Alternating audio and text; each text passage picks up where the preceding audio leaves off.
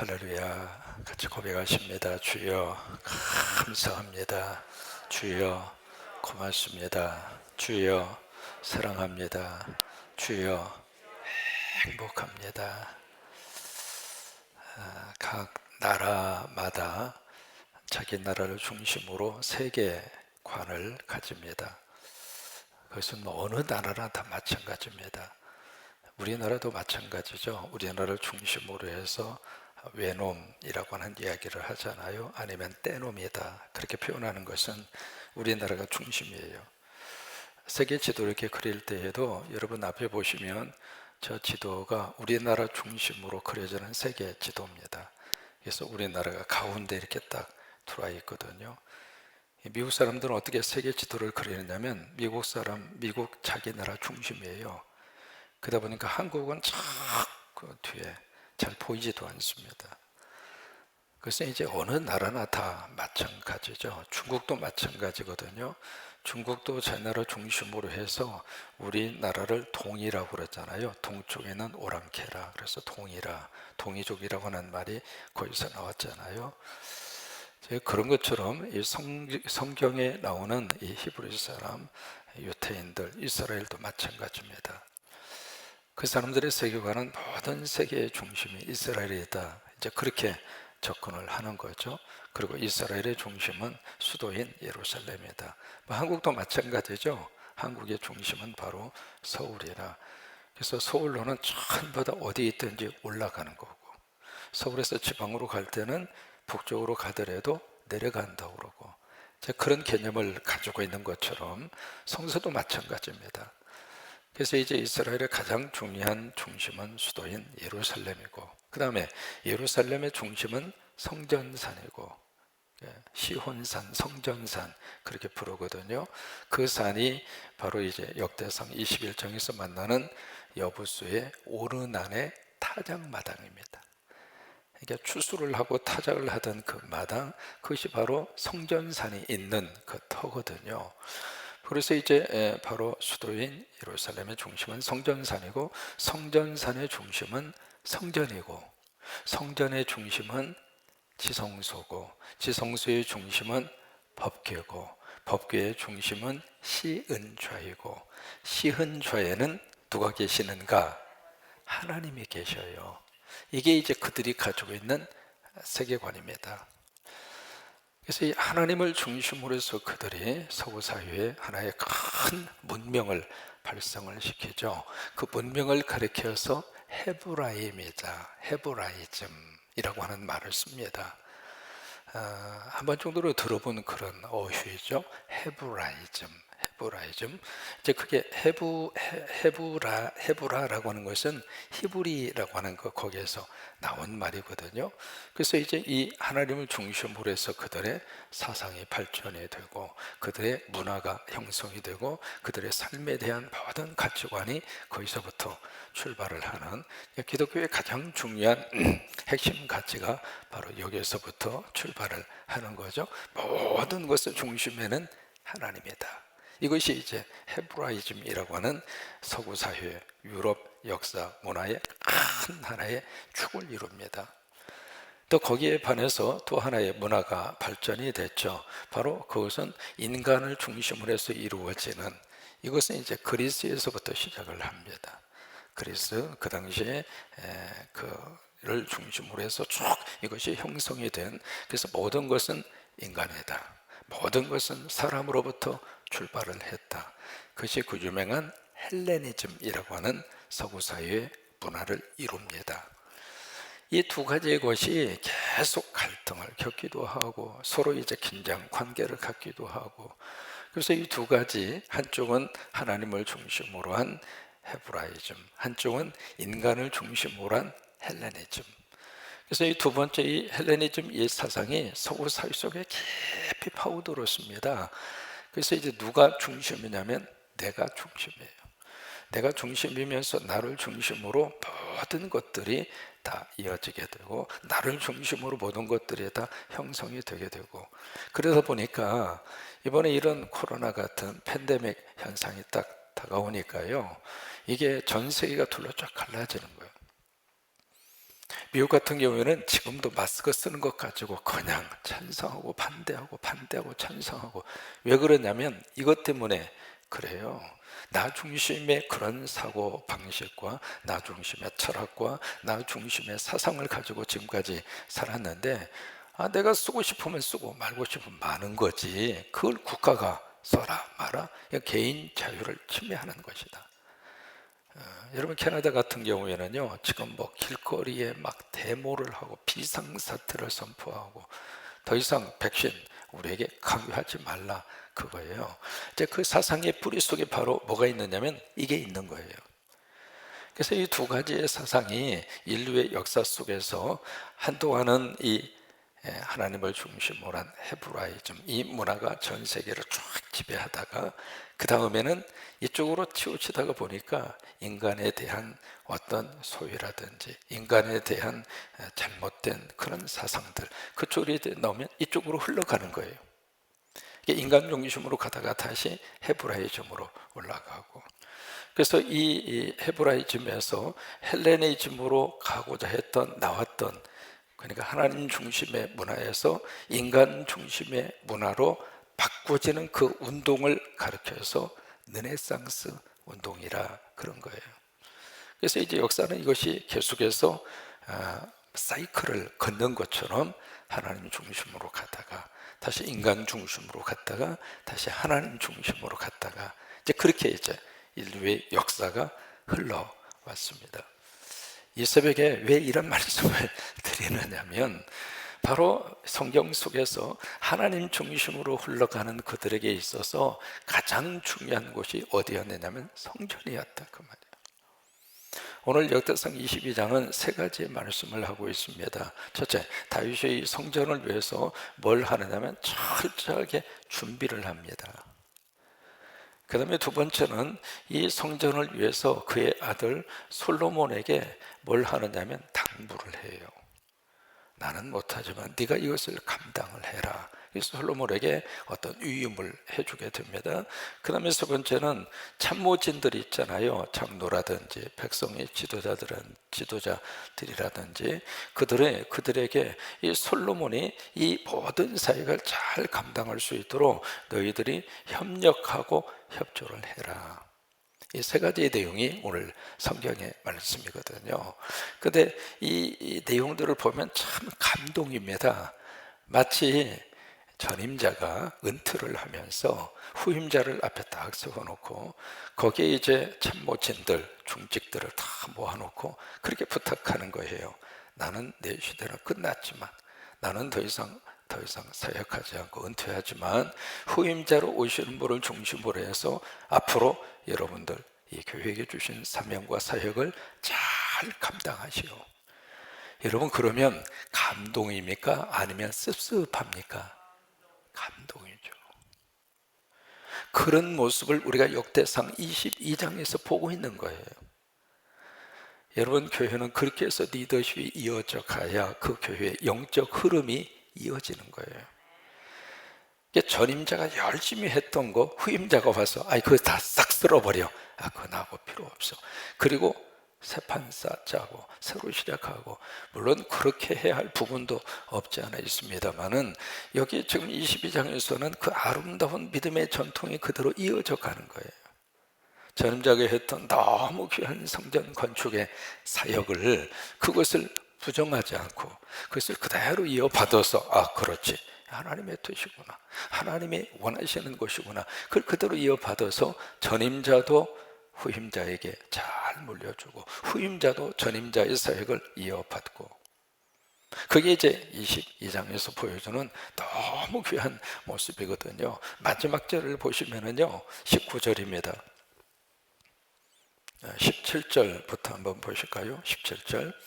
다윗이 또 이스라엘 모든 방배에게 명령하여 그의 아들 솔로몬을 어떻게 하라고 말씀하시죠? 도와라, 도와라. 후임자 도와라. 후임자가 잘 그 사역을 감당할 수 있도록 당신들, 중직자들, 당신들이 같이 협조해라. 나하고 함께 하나가 돼서 하나님의 그 일을 감당했던 것처럼 내 후임자, 당신들의 후임자들도 그 일을 잘 감당할 수 있도록 당신들이 도와라. 그래서 마지막 19절에는 그렇게 말씀합니다. 같이 한번 읽을까요? 이제 너희는 마음과 뜻을 바쳐서 너희 하나님 여호와를 구하라. 그리고 일어나서 여호와 하나님의 성전을 건축하고 여호와의 언약궤와 하나님의 성전의 기물을 가져다가 여호와의 이름을 위하여 건축한 성전에 드리게 하라 하였더라. 이게 이제 바로 중직들에게 부탁하고 있는 다윗의 어떤 고별사와 같은 거죠. 그걸 부탁하는 거예요. 그러면서 이제 두 번째는 이 아들인 솔로몬에게 당신의 뜻을 그대로 알려주고 있습니다. 알려주면서 여기 한 가지 해석이 필요한 부분이 있습니다. 바로 뭐냐면 8절입니다. 8절에 우리가 잘 알고 있는 내용의 말씀인데 해석이 좀 필요한 부분이거든요. 8절에 보시면 여호와의 말씀이 내게 임하여 이르시되 너는 피를 심히 많이 흘렸고 크게 전쟁하였느니라. 내가 내 앞에서 땅에 피를 많이 흘렸은즉 내 이름을 위하여 성전을 건축하지 못하리라. 여러분, 이 부분입니다. 이 부분을 우리가 문자적으로 해석하고 문자적으로 받아들이면 모순입니다. 왜냐하면 그 앞에 역대상 17장, 18장, 19장에서 무슨 일이 있었느냐면 이스라엘 주변에 있는 나라들을 하나님이 전부 다 다윗이 정복하도록 하나님이 축복하셨어요. 싸우러 가기 전에 하나님에게 물었습니다. 가도 돼요? 가. 내가 그들을 네 손에 붙여줄게. 그래서 가가지고 에돔도 치고 다메섹도 치고 저쪽에 유브라데까지 올라갔잖아요. 그러면 그 모든 전쟁은 누구 손에 있었는가? 하나님의 손에 있었잖아요. 그러면 하나님의 손에 있는 그 전쟁을 다윗이 수행을 하면서 그 전쟁에 혁혁 공을 세우도록 하나님이 역사하셨거든요. 그러면 피를 누가 흘리게 하셨는가? 하나님이 흘리게 하신 거잖아요. 만약에 다윗이 피를 많이 흘려서 네가 죄를 많이 지어서 성전 건축할 수 없다, 그렇게 해석을 하면 그 모든 전쟁이 잘못된 거예요. 그런 뜻은 아닙니다. 그러니까 여기에 피를 많이 흘렸기 때문에 네가 성전을 건축하지 못한다, 그 말은 어떤 보여지는 문자적 의미로만 해석하면 그렇게 해석할 수 있는데 그 말씀의 깊이 속에 들어가면 무슨 의미를 담고 있느냐면 다윗이 전쟁을 치르느라고 성전 건축할 시간이 없었어요. 그렇게 해석해야 전체적인 문맥이 같이 흘러가는 거예요. 여기도 점령해야 되고 저기도 점령해야 되고. 왜 그럴까요? 그 모든 것도 성전 건축하고 밀접한 관계가 있습니다. 성전을 지어놨는데 주변 나라가 와서 쳐서 성전 무너뜨려 버리면 의미가 없잖아요. 그러니까 주변 정리 작업을 다 할 수 있도록 그렇게 역사를 하신 거예요. 그리고 그 나라로부터 엄청난 전리품을 획득한 다음에 그것을 자기가 쓰지 않고 하나님에게 바쳤잖아요. 성전 지으라고. 그러니까 다윗은 성전을 건축하고 싶어도 이게 1, 2년 공사가 아니었잖아요. 국가적으로 시작하는 국책사업인데 유럽에 가서 보시면 이 성당 같은 경우에 아직도 건축 중인 성당이 있습니다. 무려 300년 동안. 그러니까 이 어마어마한 성전 건축 작업을 시작을 하면 뭔가 계속해서 진행을 해야 되는데 전쟁 치르다 보면 그럴 여력도 없고 그런 시간도 없고 그렇게 할 만한 그런 그 분위기도 조성이 되지 않고, 그래서 결국 다윗은 하고 싶은 마음은 가슴속에 계속 있었지만은 이 전쟁 상황에서 그 건축을 시작을 못한 거예요. 그 이야기예요. 여기 이 말씀이 그렇게 이해를 하셔야 성경 전체의 맥이 함께 이어져 갑니다. 그러면서 이제 오늘 그 성전을 지어가는 데 있어서 1절 말씀에 아주 중요한 말을 1절에서 하고 있습니다. 자, 1절을 같이 한번 읽습니다. 다윗이 이르되 이는 여호와 하나님의 성전이요 이는 이스라엘의 번제단이라 하였다. 거기에 이는이라고 말씀하고 있는 이는, 그 이야기는 여기 그 말이에요. 여기 이곳. 그러니까 다윗이 바로 여기 이 땅, 여기가 하나님의 성전이다. 여기가 이스라엘의 번제단이다. 그러면 그 여기가 어딘가 그 말이에요. 그 여기가 바로 앞에서부터 쭉 이어져 내려오고 있는 여부스의 땅. 그 여부스가 찾아오고 있었던 그 땅이 바로 예루살렘, 바로 지금 성전이 있는 그쪽 그 땅이거든요. 그 여부스가 소유하고 있었던 그 땅에 특별히 오르난이라고 하는 사람이 가지고 있는 타작마당, 거기가 바로 지금 다윗이 말을 하고 있는 여기, 이곳, 바로 이 땅, 여기가 하나님의 성전이고 여기가 이스라엘의 번제단이다. 왜 그 고백을 했을까? 그 앞에서 이제 쭉 사건이 있었잖아요. 사건이 있었는데 바로 그곳에서 무슨 일이 있었는가? 그곳에서 심판이 멈췄습니다.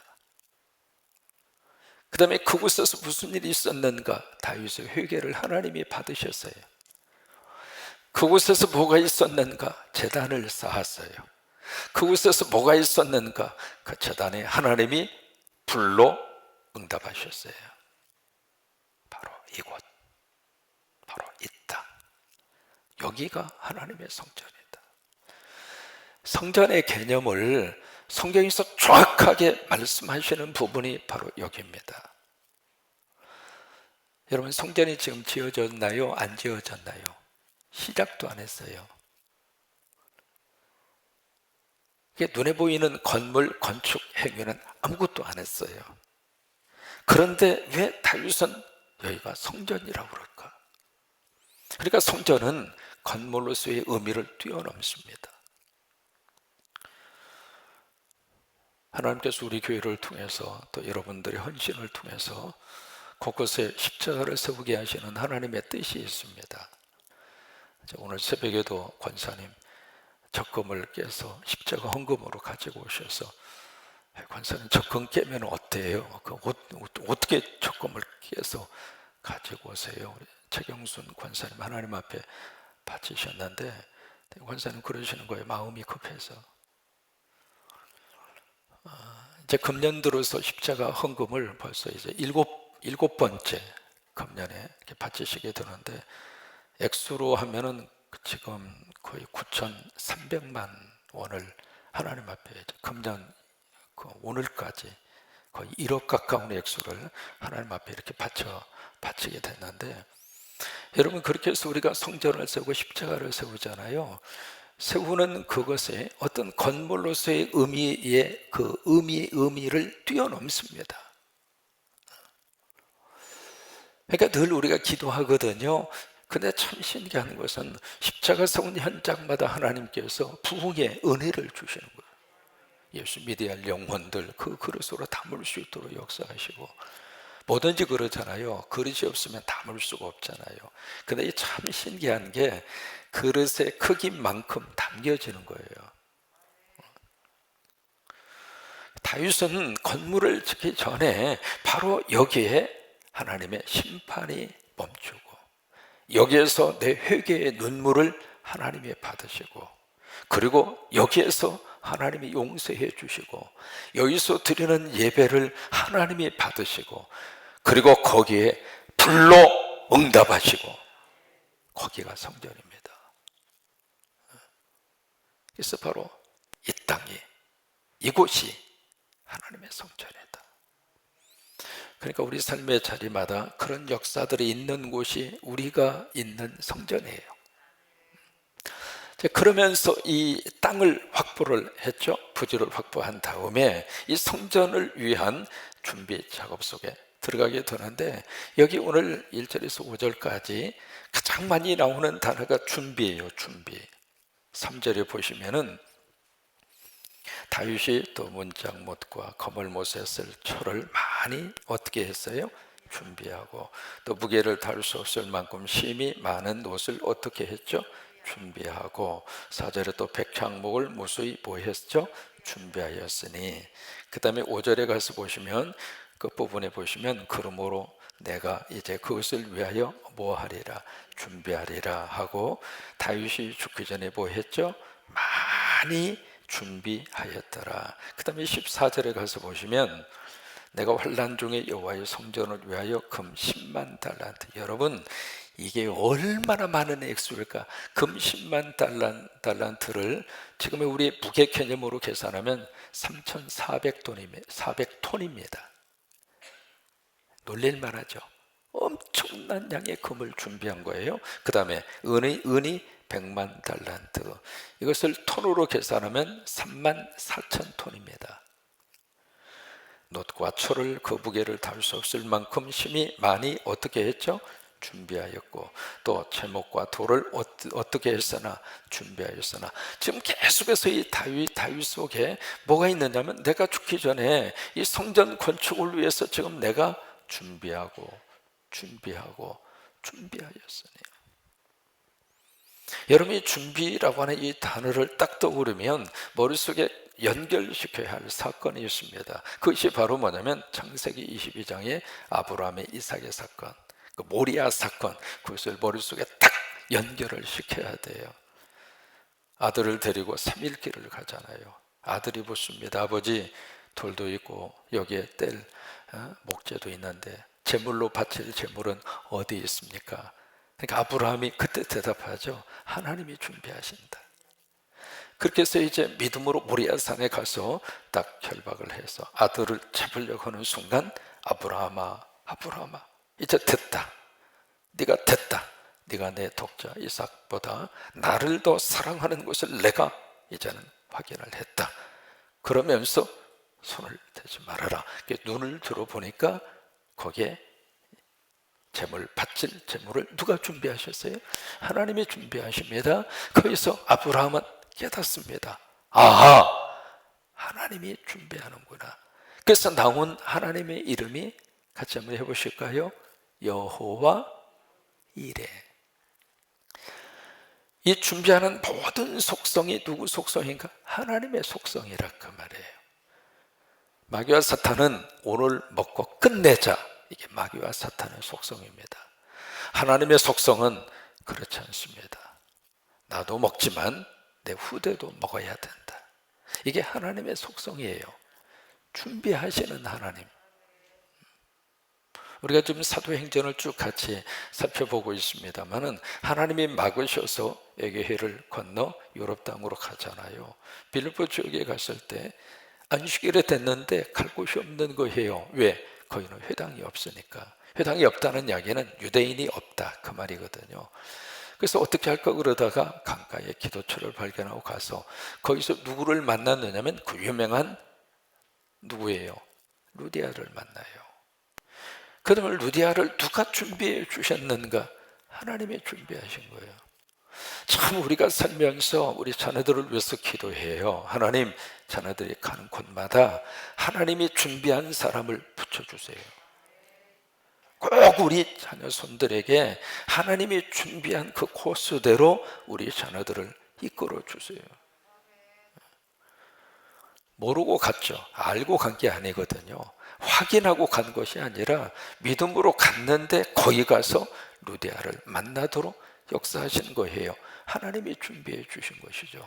그러니까 이 준비의 모든 속성은 하나님의 속성이라 그 말이에요. 우리 요나서에서 우리가 알고 있는 것처럼 요나를 들어서 바다에 풍덩 던졌는데 하나님이 이미 큰 물고기를 예비하셨다. 그게 준비 아니겠어요? 준비를 누가 하시는가? 하나님께서 준비하시는 거예요. 두 번째로 이 다윗의 준비는 누구를 위한 준비인가? 하나님을 위한 준비예요. 여기서 이제 뭐라고 이야기하느냐면 이 성전을 쭉 이야기하면서 7절입니다. 뭐라고 이야기하느냐면 다윗이 솔로몬에게 이르되 내 아들아, 나는 내 하나님 여호와의 이름을 위하여 성전을 건축할 마음이 있었다. 그러면 이 성전이 다윗의 이름을 빛내기 위한 성전입니까? 하나님을 위한 성전입니까? 이게 참 중요합니다. 우리가 교회를 건축할 수 있습니다. 그런데 그 건축 과정에 있어서 누구의 이름을 내기 위한 건축이라면 그것은 성서적인 건축의 개념이 아닙니다.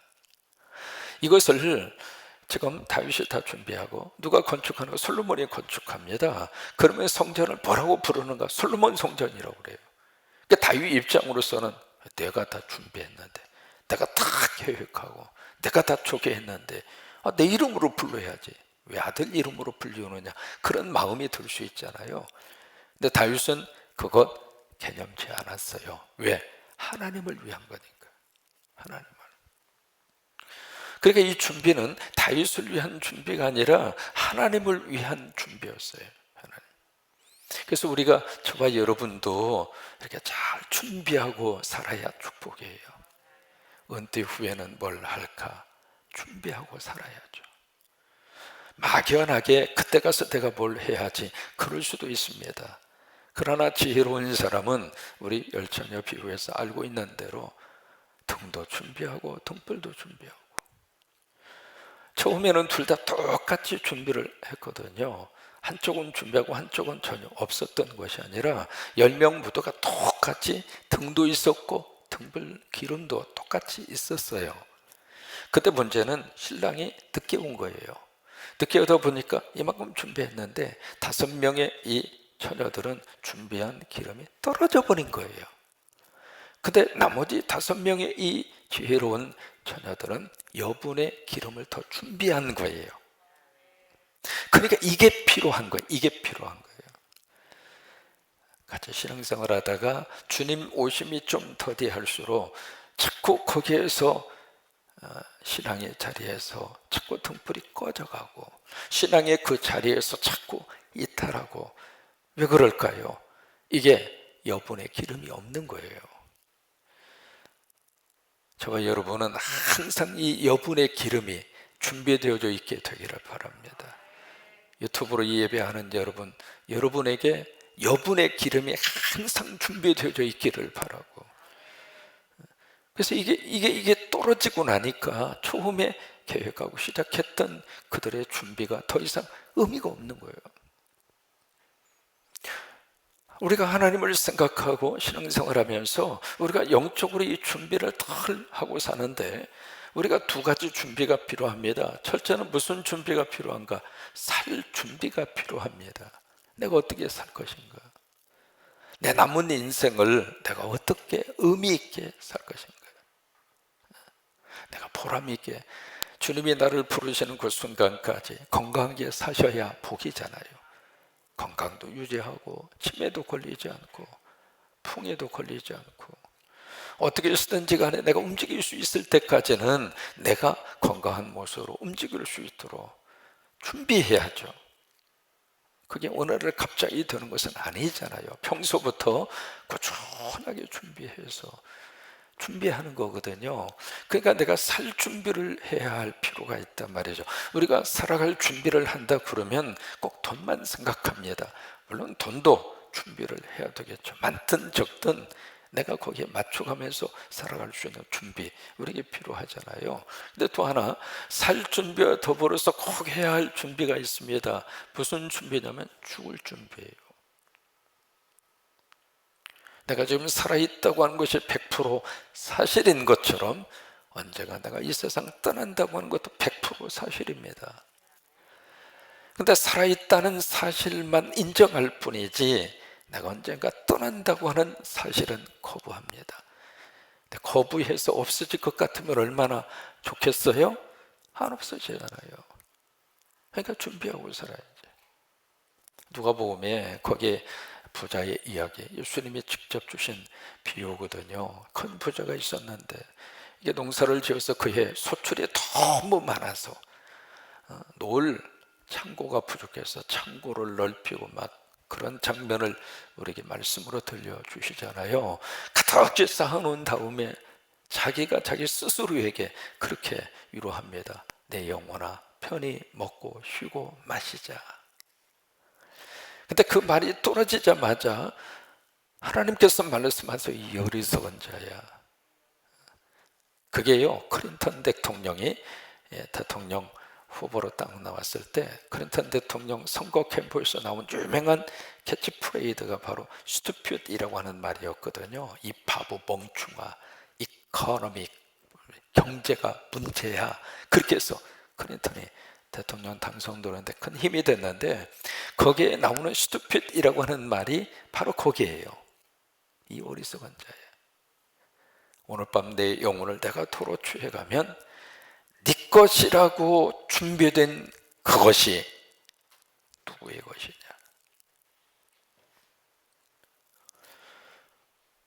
그러니까 그 사람은 평생 살 준비만 한 거예요.